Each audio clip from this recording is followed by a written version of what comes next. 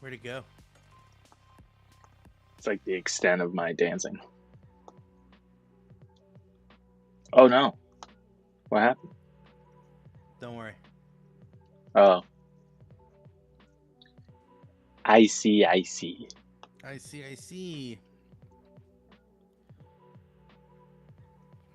What is up, ladies and gentlemen? Happy Easter weekend. He is risen, and I'm not talking about Evgeny Malkin. I am talking about our Lord and Savior, Jesus Christ. That is awesome. Welcome. What a game from the Pittsburgh Penguins tonight as they just dominate. Obviously the big headline for tonight, Evgeny Malkin, 1402. That's how many points he has after tonight.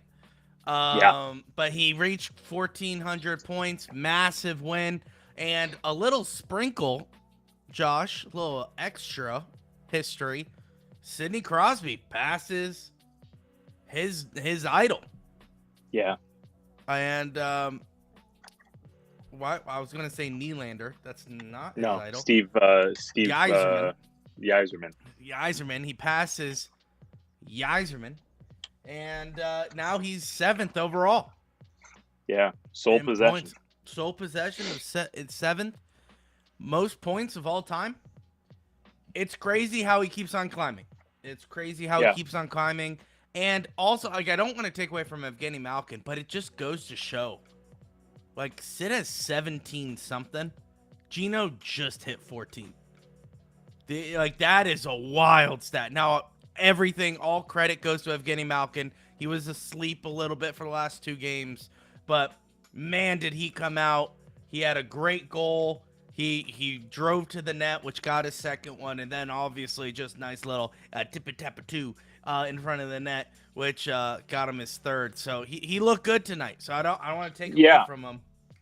No, in fact, I'll build a little bit on top of it.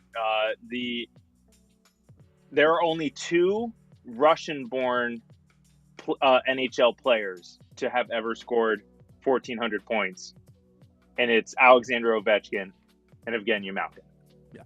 Yeah. So he kind of, he cements himself. Unfortunately, he's always, once again, Evgeny Malkin is a guy who will forever be in someone else's shadow. Unfortunately. Yeah. But he cements himself as the second best Russian player of all time in the National Hockey League. It just sucks that Ovechkin had to go ahead and get the scoring race. Because if he didn't have the scoring race, Josh, could you make an argument? You could make an argument that Evgeny Malkin is better than Alexander Ovechkin. It's just unfortunate that you just look at the list and go, Ovechkin has the most goals. Yeah. So, yeah. But, Sidney Crosby, most points. It's just crazy. We're in a blessed time right now where every game we're watching, every single thing we're doing, we're getting points. Crosby's getting 2 points per game every single game. It's getting ridiculous. He's going to run away with a point per game. The Pittsburgh Penguins are cementing themselves in the second spot of the Metropolitan. What else do we have to do to clinch a playoff spot? Do we have to score another touchdown on Florida tomorrow? What's going on? It was a good game. I think so. Because I think tonight, if Islanders lose, I think that gives us a 5-point cushion. So then we would clinch. Well, I think we would have to win tomorrow, too. Okay. Yeah. Because then that would essentially put us at 7 with 4 games left. Yeah. But they could get 8 if they win out. Yeah, because they have more games. Yeah, so we have to basically win out, to kind of clinch, unfortunately. I think we just have to win 2 and them lose 1. think we have to win the next two, and they lose the next two. Yeah. Which well, is that, very, I'm not doable. counting out. Yeah, I'm not counting on them losing. I'm just saying, like, how No. can we clinch just by playing? Yeah, that would be the quickest way. I think that would be the quickest way for us to clinch is to us win the next two games, and the Islanders, including tonight, lose the next two games. Yeah. And then the Penguins, yeah. Two teams with 100 points clinched, and the Pens have 94. Yeah, so we got a high court. And speaking of, really quick, Josh, before we get into the game, shout out to everyone who's watching right now, whether you're on YouTube and TikTok or on Twitter. Hi, hello, welcome to the Penguins Collective Podcast. Southern on TikTok, what is up? We also have Arrow on TikTok. Keep hitting that like button. Let's get that likes going on TikTok. And if you're on YouTube right now and you go, hey, I have a TikTok, go follow us. It's at Pens Collective. Make sure you join the conversation there. Hit the like button. We kind of want to start utilizing TikTok a lot more. So make sure you go over to TikTok, hit a follow, hit the like button. And yeah, can't wait to see you there. But on YouTube, we have Corey, Ben, Shane, Armand, Nolan, NES. And that's it right now. That's great. Yeah, I think that's it right now. Welcome. That's it in the chat. But we see you lurking. Yeah, we see you lurking. We know you're there. Trust me, we know you're there. Nicole, welcome on TikTok. But yeah, Pittsburgh Penguins, Josh, played a heck of a game. Pittsburgh Penguins just dominated from start to finish. Your thoughts on tonight's dominant win over the Florida Panthers? Yeah, I mean, they started out great, right? First 5 minutes, got 2 goals. What's up, Alex? There was no complaints whatsoever. Then you just slowly let Florida back into it the rest of the first period, and we walk away tied 2-2 after the first. And you're thinking, okay, this is going to be, a grinded out game.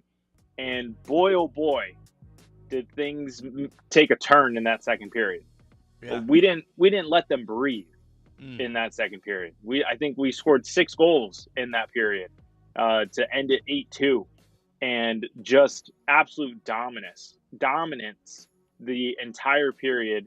And then the third, we topped it off with Ovechkin, Malkin's hat trick, and then we just kind of literally, I think we stopped playing because the Panthers got a couple goals as well. But absolute fantastic performance all the way around. Fourth line was absolutely buzzing, looking good, like the fourth line of old with Lizotte, Dewar, and Achari. The power play was perfect. Erik Karlsson, another multi-point game for him.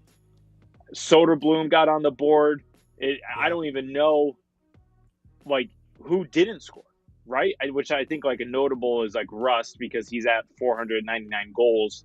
He needs one to get the 500. Yeah. And then, I don't think Chinakhov got a goal, but Raquel scored again. Mantha scored again. Everyone is Carlson, right? Carlson scored again. Yep. Yeah. Shea got on the board. Everyone was just playing so well, and it was great. I mean, there was no letdown. We talked about it. Poor performance against Tampa on Thursday, but hey, we knew they were the better team going in. Okay, fine. Chalk it up. Better team won. Move on. Florida, practically already eliminated. They got everyone and their mother hurt, except for Matthew Tkachuk. Should be able to win that game. Man, I did not think that they were going to do this to Florida. Yeah. And then to run out Sergei Bobrovsky on top of it all, that's just nuts. Yeah, but, it was a cherry on top for sure. Oh, my bad. My bad, more hockey cards. 500 points for Rust. He's sitting at 499 points, not goals. My bad. Goals. Yeah. The way that Josh was talking when he was saying that, when he had that breakaway and saying is this 500? I thought goals. So my apologies. 500 points for Rust. That doesn't feel like enough for his career. I know. Doesn't feel like enough. But that is a lot. It's just that we're so Oh, used to like absolutely. Sid and all that. 1,700. Which is funny because I saw a comment about Gino. I said like, oh, it's just crazy to see the gap between Sid and Gino. And people were like, well, Gino's been hurt. And I was like, yeah, but so is Sid. So Sid. Sid's been out just Yeah. equally as long, if not longer, than Evgeny Malkin. So He'd be at 2. He'd probably be at $2,000 right now, so it's kind of crazy. Yeah. But Josh, want to ask a question because Alex on TikTok brought up a great question. This is something that's always been the underlying theme of the Pittsburgh Penguins this season. No matter the success they have, Josh, someone always is going to ask this question when the goaltender seems a little shaky.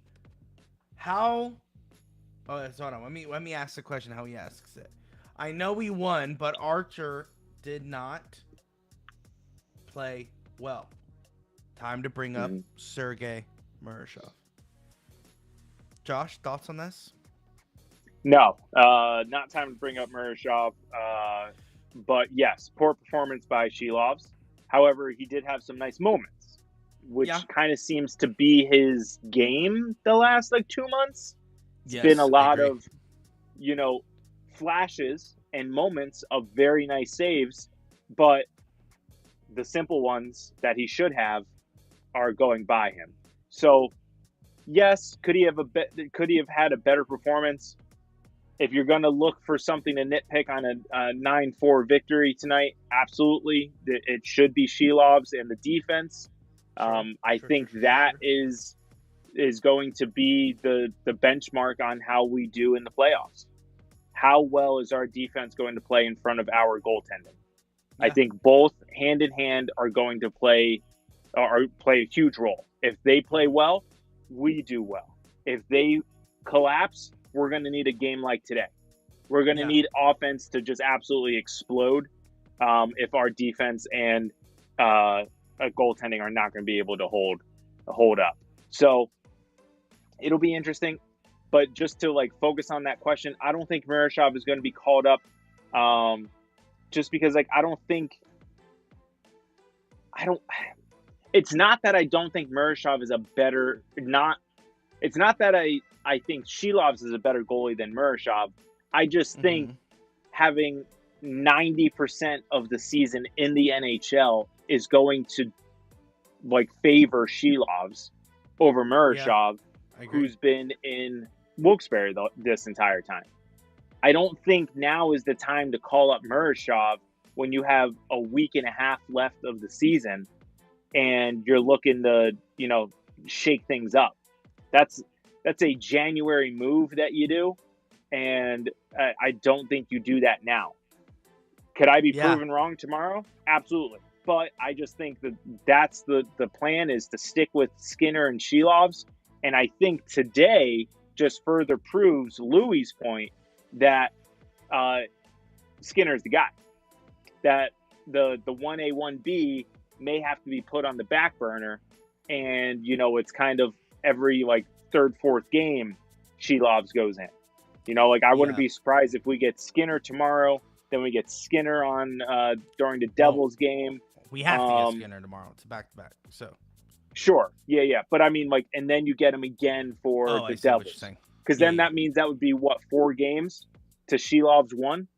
Because I think Skinner just went back-to-back games. Yes. So that would be 2. Skinner played on the tail end.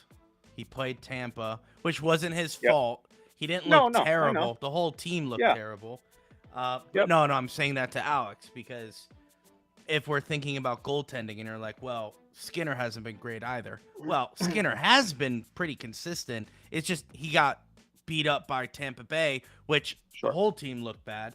And then same thing, but you kind of look at a different perspective for this game where Shelovs didn't look the greatest, but the team picked them up, obviously, by dropping, a touchdown, and a field goal. But you gotta, seriously, you gotta be okay, he's clearly not the best. Let's just ride with Skinner. We have how many games left? 6? 5? 6? I think 5. 78, 79, 80, 81, 82. 5 games left. Why 5 would you games. call up a rookie Yeah. goaltender who hasn't seen the NHL? And this is not the time to do it. It's a grind. People are going to try to light you up. This is not going to be a Well, just think about character boosting moment. Think about our opponents the rest of the year. So we have Florida tomorrow, Devils Thursday. The following weekend is Capitals, and then we have the St. Louis Blues. Yeah. All teams that wouldn't mind at all playing party pooper to us trying to make the playoffs. So why are you going to put Murashov in the crosshairs of that? That just makes to me that doesn't make any sense. And I feel like people are using Murashov as a band-aid for our bad defense. And we got to realize, he's not. First of all, we know he's good. I'm not saying he's not. But he's not going to fix our defense. He may stop a couple goals, like, say, tonight. Yeah, it may not be 4-9, but it could have been 3-9. It's like that's not going to change our trajectory on where we're at. Murashov, I think, knows that his assignment. It's to win a Calder Cup for Wilkes-Barre. That'd be great. And then he has a spot in the NHL next year. And I think that the issue is I think Josh kind of nailed it with our goaltending. This is we'll cross that bridge when we get there in the offseason. That's 100% what it is. Let's just try to play our best right now. Skinner looks like he's the best in the room. And the Penguins proved, and I saw a comment, I don't know who said it, but it looked like we were a contender tonight. We looked like we proved that we can drop 9 goals, just like Colorado, Dallas, Minnesota, Edmonton, all these guys these colossal teams that constantly drop these goals. We just proved, hey, let's throw our hat in the ring. We could do this too. And someone who's had a massive part in that I want to talk about, the comments we're talking about since the Olympic break, Erik Karlsson is probably one of our no longer our best defenseman. He could be argued as one of our best players on the whole roster. He has one more year on his contract. Not this year, but next year, and then he's done.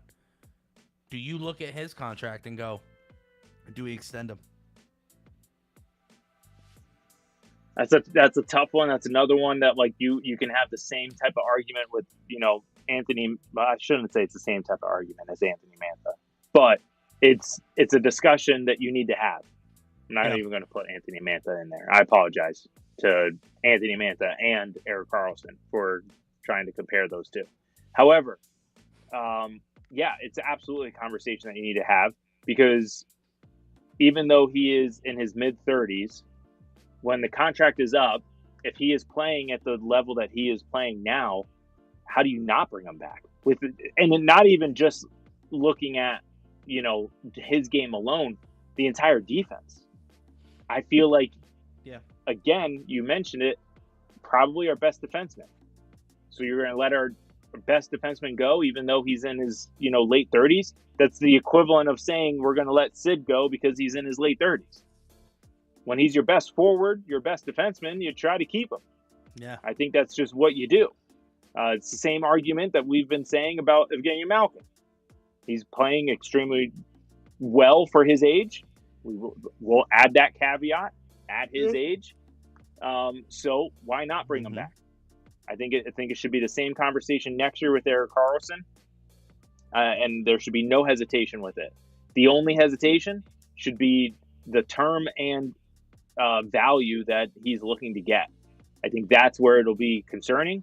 If he's going to want some years, double digit figures, I don't know. I don't know.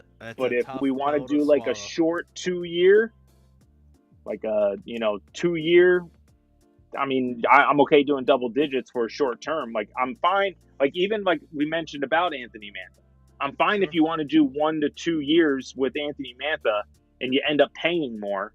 Same thing with Malkin. Do 1 to 2 years, but you end up paying more instead of saying, yeah, here's 5 years and you get a discount. No. Because I don't want another Chris Letang situation where we're stuck with this contract for years on end, watching you slowly decline every single game.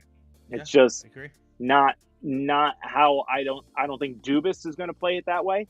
And I think that's where it's going to rub a lot of these guys the wrong way, which it has already rubbed the wrong way for Malkin. So that's fair. Yeah, I just think 2 years for $10 million. That's fine. Deal. Yeah, I wouldn't mind that at all for Erik Karlsson. Now, obviously, that's Erik Karlsson. He's been playing good, right? He has evidence to back it up, and he shows more life in him now than we probably thought in the beginning of the season. The same question could be raised for the Hattie himself, Evgeny Malkin. Do we re-sign him? Or listen. I'm still on it. I'm still on the re-sign him for 1 year. I say 1 year. 1 year, you bring him back 1 year minimum, and I don't think you hit double digits for him. But you just come back for another year, and then be done. Yeah, here's the thing though. Like, Nolan saw a projection of $6 million for Mantha this offseason. If he's willing to take $6 million, I'll do a 2-year deal. I'll do a 3-year deal. Yeah, for $6 million, I'll do a 3-year deal. You're right. For $6 million, I'll do 3 years. I do 3 years. Lock him up. Because that price, again, if you're gonna keep going up, if the cap is gonna keep going, that's why, like, I'm cool paying double digits for Malkin for a year, because next year we're gonna have, if we're not going all in on anyone, okay, let's take Jason Robertson out of this conversation. We're just looking solely in a vacuum of where we're at as the Penguins team. Sure. We're not. There's really no huge, re-sign figure for anyone, unless if it's going to be Chinikov, unless if he's going to demand double digits. But I don't care what we pay Malkin. Willie, welcome to the stream. I love you,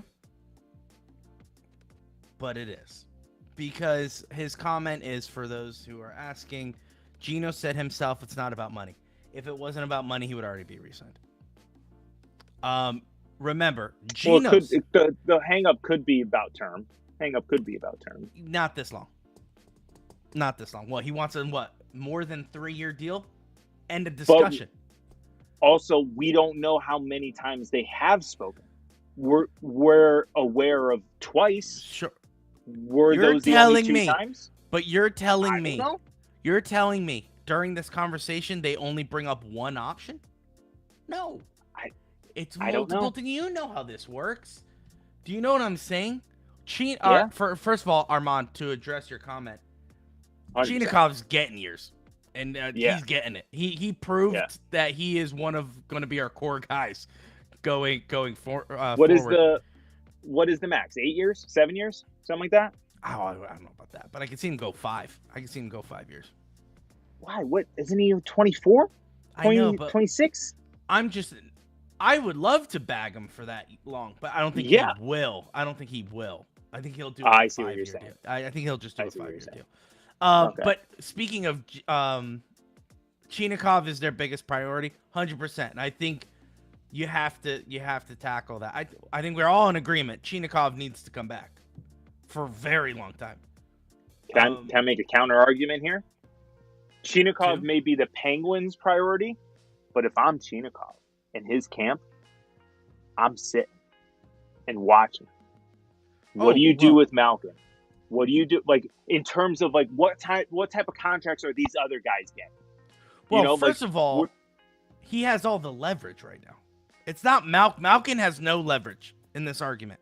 Kyle Dubas has the leverage. Chinikov has all the leverage. I'm already outperforming what you thought. I could go get a bag somewhere else, but I'll be here. That's where Dubas gets put in an awkward situation. Not an awkward situation, but he has to do his job, right? Like, he has to be like, okay, well, let's figure this out. But he doesn't have the terms. Malkin, he does. He could say, Malkin, we are not going more than 3 years. We're not going over double digits. Mm-hmm. You know? End of story, end of discussion. Tell me what you want. And that's the hang-up. I think that's the hang-up. And there's no way we're doing 3 years with Malkin. There's no way. I don't see it. And I think it's about money, to go back to wrap up Willie's question. I think it is. I think he wants more money. He wants one last payday because he knows he's done. In the next couple years, he's done from the NHL. And he wants a payday before he goes. And I don't think Dubas is willing. And I think that's why he said, you know what? To honor you, to honor the legacy you have, let's just have this conversation in the offseason. Let's not rush this discussion. So I don't think we're going to see an Evgeny Malkin extension this season. We're going to probably see it in the offseason. No, yeah, offseason, 100%. But honestly, same thing with all these guys. Honestly, I would not be surprised if I woke up tomorrow with a Chinakhov extension. Now, granted, that's just me though. That's just me. I think Chinakhov is the guy you want to re-sign. He's proven his worth. Now, does he want to be here? Is another good question. That's why I think he's going to wait it out. I think he's going to wait it out. And that's 100% fine. That's fine. Yeah. Willie said, I heard the interview where Gino said he wants to play. He will pay for less. I understand that, Gino. I understand that, Willie. But remember, Gino has an agent. And it's... Where do we hear this last time? What was the last time we heard this? I was going to say. So did Jake. Jake said the same thing. Jake Ensel said the same exact thing. I'll play for less. It's my team. Really? Then why did he go to Carolina? It's because he wasn't willing to play ball. He was talking out of both sides of his mouth. I don't think Gino is doing that to the extent of Jake Ensel. Correct. But Jake Ensel was like, oh, yeah, I want to be a Penguin if the cash is right. If I get a bag, you know? And Cal Dubas says, yeah, we want Jake Ensel, but if he does not want to play ball, we can get rid of him. So I totally understand. I understand we want Gino, and I'm not saying get rid of him. I'm saying sign him to a 1-year deal. And if he plays great in this 1 year, offer him another year. You know, like, there's nothing wrong with doing 1-year deals. The problem is Gino wants security and wants the bag. And I think that's the issue. That's the only thing. Chinakhov, 100%, Corey. If you're Chinakhov, you've been suffering a bad situation in Columbus. How much weight do you put on the success you've had in PA? Meaning, do you want to take a chance on another CBJ situation? 100%. He that's his camp. Got to figure out. Mm-hmm. Hey, do you want to roll the dice again and go to a sucky team? You have it great here in Pittsburgh. Everyone loves you. Like, as a player, everyone loves you. Let's just go all in.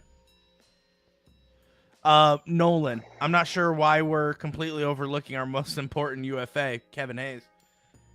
I feel like that dude hasn't skated in like a year, okay? It's pretty bad. I don't know if he still exists. He's like a Caleb Jones to me. No, I know, but it's like a Caleb Jones, where it's like, he's on a roster. Yeah. I'm like, is he though? I haven't seen him. Do you know what I'm saying? Yeah. Like, I haven't seen Kevin Hayes. So he knows he's done, right? That's why he's the glue guy. He's getting paid to show up to work every day and not doing anything. That's great. Man, at his age, that's amazing. That's amazing. Yeah. Alex on TikTok says, how about the glue guy and how his name has skyrocketed, his game, has skyrocketed over the last few games. Yeah, Soderblom, dude, I've said this, Alex, I've said this to everyone on the podcast. I thought he was a Wilkes-Barre asset. I thought we were getting him to send him to Wilkes-Barre, and then he's just never gone down, ever. And he is playing so well. And he's one of those guys where you're just like, okay, you know, he's good. Let's throw him up. And this is where you're going to see, like, oh, what happens when Lizotte comes back? What happens? They're going to find a way to put him on. You still have Novak struggling. You still have Dewar it'll be struggling. I was gonna say, it'll at this point it's Dewar that you bench. Yeah, I mean, you have imagine a Lizotte, Achari, Soderblom. Holy crap! You got the small speed guy in Lizotte, the big. I mean, he's not slow. He's pretty fast too for being 6'8". But so the physicality on that line, physicality. Oh my gosh, man! Unreal. That's a playoff. That's a playoff line that gets big. You know, so that's what I would see. Is Hayes injured? Kevin Hayes? No. Other Hayes, Avery Hayes. He got sent down to Wilkes-Barre. And scored 2 goals, I think. I know. But see, here's the thing. Game. That's nuts. The thing that just makes me like that should just show you the difference between the NHL and AHL. Like, Avery Hayes is good in the NHL, right? Like, he's not bad, but he wasn't like scoring. And then he goes down to Wilkes-Barre and just lights up too. It's like, all right, okay. And you know what sucks is that, like, if you're Rucker, if you're anyone else who's on the verge of being called up or whatever, like, you're seeing that saying, this guy is literally just literally ruining my chances, because he's in the NHL. He did get a goal last stretch up that he was in here. Okay, cool, great. But then he gets sent down because now we're like practically all healthy, which is awesome to see. Well, Avery is like, hey, don't forget about me. Boom, 2 goals. Yeah. And it's like, and now Kyle Dubas is probably sitting there. Yeah, Kyle Dubas is probably sitting there like, dude. Like, I get it. Yeah. And it's the same thing. I'm sure he's getting it constantly, not from management, but like from other people. Like, hey, are we calling up Mershoff? And it's like, no. It's like, are we going to call up Hayes? I get it, but like, what do you want me to do? Like, we have a whole roster. Like, leave me alone. Yeah. It's like, but Hayes is crushing in the NHL. Great. Let Wilkes-Barre win something. Like, let them. Yeah. Just wait. Brunick just got signed. Yep. Brunick is Let's go. Well, we'll see. I got a bad taste in my mouth. Juniors. He did good in juniors. I have a bad taste in my mouth about Brunick just because how forcefully they try to shove him down our throats. Now listen. Just wait until him and Pickering lead this defensive core to a Calder Cup. And then yes. And Ryan Graves. And then they're going to do, Josh, is going to leave Owen Pickering in the dust after he leads the defenseman in probably ice time and goals scored. And then they're going to call up Brunick and try to force him again next year. And then I'm going to be like, what are we doing? You're probably not wrong. Yeah, I know. I would like to see both. Josh, I would like, first of all, you keep Witherspoon. You get rid of everyone else. I mean, obviously Eric Carlson and Letang. But you get rid of everyone else. Pickering, Brunick, bring in another semi-young Chinikov situation-esque defenseman, and Shea. We could have it in our own back pocket with Shea. Yeah, there you go. Keep him. You only need to fill one spot. Boom. Because then it's literally. Baby. Did they win? Did they just win? Again? What is this, 2010? No, they just won last year. No, not last year, the year before. Oh. Yeah. But so it would be interesting. Carlson, Witherspoon, Letang, Gerard, Shea, and Pickering, Brunick. That's nuts. Yeah. Honestly, I think Pickering hopefully makes the jump. First of all, it's a Ville Koivunen situation. He has to make the jump. Yes, 100%. Brunick, not Brunick. Excuse me. Back to back. Okay, Maximus. Not a big college basketball fan. That, I mean, goes to show. I didn't know who won last year. But good for them. Great. They didn't win. They didn't win at all. That was. I think that was the game. That was the game to get them to the semifinal. Yeah, correct. UConn beat Illinois to advance to the championship. So semifinals. And Brunick already has an assist tonight, according to Nolan. Oh, okay, timeout. It's not that hard to get an assist if everyone's scoring. Look at the list tonight. Look at the list tonight. But what if it's 1-0? Okay, well that's a different story. But he scored 2 goals, Josh. So what are you trying to say? No, Avery Hayes. That was last night. They had a game. Now they have a game today. Oh, tonight. Oh, I'm sorry. Yeah, I misunderstood. Yeah. Okay, hold on. I'm trying to find like a nobody who got an assist. Novak, I think, got an assist tonight. Gerard got an assist, Josh. Gerard got an assist tonight. Has he been great? No. Connor Dewar Last couple for games. Soderblom? For Soderblom? Come on, Josh. Dewar. Just get out here with this nonsense. I don't want to hear it. But anyway, seems like I said, seems like a lot of hate coming from your end. On Brunick, the 18-year-old, yeah. I don't hate him. It's just that people are like, "Oh, he's young. Oh. It's a shiny new point proven." Thank you very much, Nolan. But so yeah, I called it. I was like, "Come on." But once again, it's a young defenseman. We all agree. Young defensemen take time to develop. So why are we forcing right out of the draft to put him in? What are we doing? Kyle Dubas, you're so good at this. Go find a guy in the Western Conference who's a defenseman on the second pairing that wants out. Who's young, under the age of 30. Go get him. Gerard. Well, you put him with Letang. So that's not going to work, is it?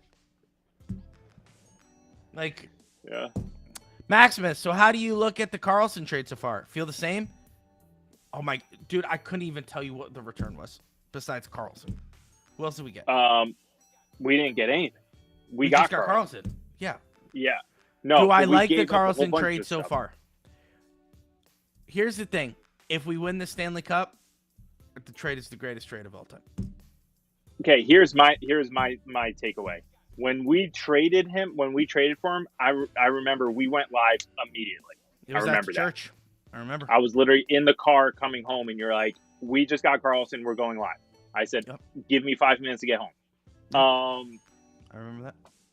I remember absolutely loving the deal because I remembered Ottawa Senators, Carlson, wrecking us all the time. So super excited about the trade. The actual performance from Carlson up until this season was not super impressed. Now, what we gave away could care less. That was a fleece job. That was unbelievable, that trade. Yeah. How little we gave up. We gave up Casey DeSmith, I think Pitlick, Jeff Petrie, and a bunch of picks. Granlund. We gave up Granlund, but he was not performing with us. With us, but then he goes over and then he becomes the Sharks guy, which is like, what the frick Good for was him. That? Yeah, that's fine. But then I don't know what came of that first round pick that we gave up, and I don't know what came up of the third round pick that we gave up. So Macklin celebrated. Whatever. No, it was yeah. First of all, the trade like that, it's a win if he leads the team in defensive whatever goals or points. Like I think it was a win. It was a win right out the gate. It was a refresh. It was a turning of a new page in the Penguins. Yeah. To bring in Carlson once again. Did we think we were going to win the cup that year? Yeah, 100%. Absolutely.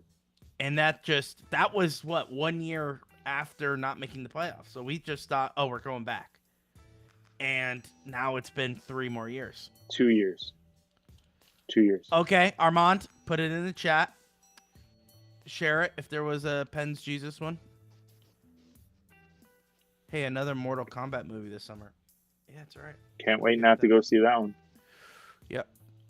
Yeah. But anyway, it's great. Fantastic. Penguins dominated. Obviously, this is a lot of off-season conversation, which we will, of course, get into, doing more deep dives. We'll do another Jason Robertson push, I think.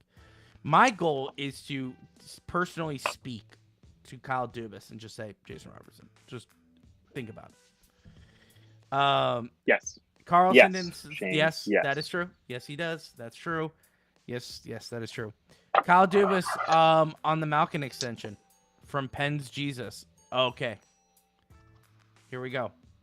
If you ask me one more time about the Malkin extension across this wall. What? Across this wall, I'm calling arena security. It's pretty funny. I like it. Catholic. This year with no Eric Carlson seems like it would have been a lot worse during the Crosby absence. Very good point, Catholic. Very Ooh. good point. Very good point. Yeah.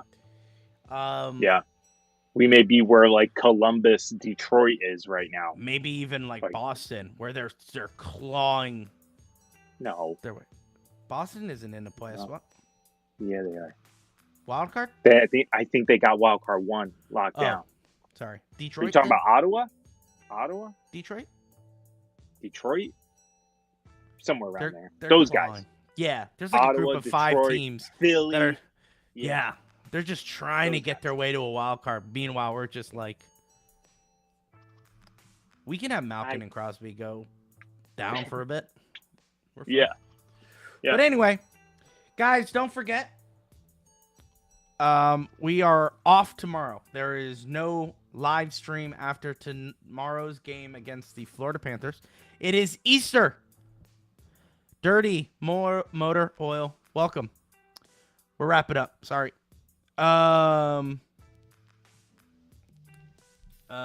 Sorry. Lost it. It's Easter Sunday. Spend time with your families. Remember what this time is all about.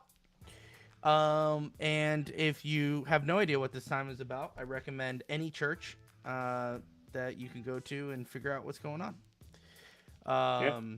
It's that simple. It's an important day for Josh and I in our faith, so we appreciate you guys understanding what we're doing. We are not going live after tomorrow. We're not going to be live tweeting the game. So we are off tomorrow, but we will be back. Maximus says we're celebrating rabbits tomorrow. I kid. Thanks for waking up, Jesus. It's good. I don't know what to say to that. No one's wondering what are your plans after church, which I am curious. What are your plans? Oh, Abby's making this really nice like ham dinner. It's great. Sick. Nice. Yeah, well, I guess if you want to call it like dinner, because it's going to be like 3 o'clock. You know, we're going to be eating. So. Yeah. So it's going to be really nice. Obviously, my brother-in-law is in town. So. He's going to hang around for. Yeah, he's been around the whole time. Awesome. Yeah, so we're going to Easter services tomorrow, and yeah, it's going to be great. It's going to be fantastic. Awesome. What about you? What are you doing? In-laws, time with the in-laws, and extended family with them. Nice. So should be good. Lots of food after church. Awesome. That is fantastic. Don't forget, our next game is Thursday for Josh and I. Thursday against the New Jersey Devils, 7 p.m. Yeah. So we'll go live right after. Maximus, Josh lives in Scranton. I live in Pittsburgh. It's 5 hours.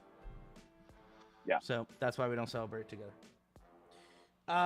He's more than welcome to drive, but I got to do stuff tomorrow. Yeah. Well, I got to do stuff. Yeah. So therein lies. There it is. Will I watch the game? Yeah, probably. Maybe. It's 3 o'clock. It depends. It's a weird time. Yeah. It's a weird time. Yeah. So, but yeah, don't forget, join the Discord. You know, the live chat goes during the game, so make sure you join that. But guys, thank you so much for watching this episode. We will see you on Thursday after the Devils game. Josh, as always. Let's go, Pens. Happy Easter. Happy Easter. He has risen.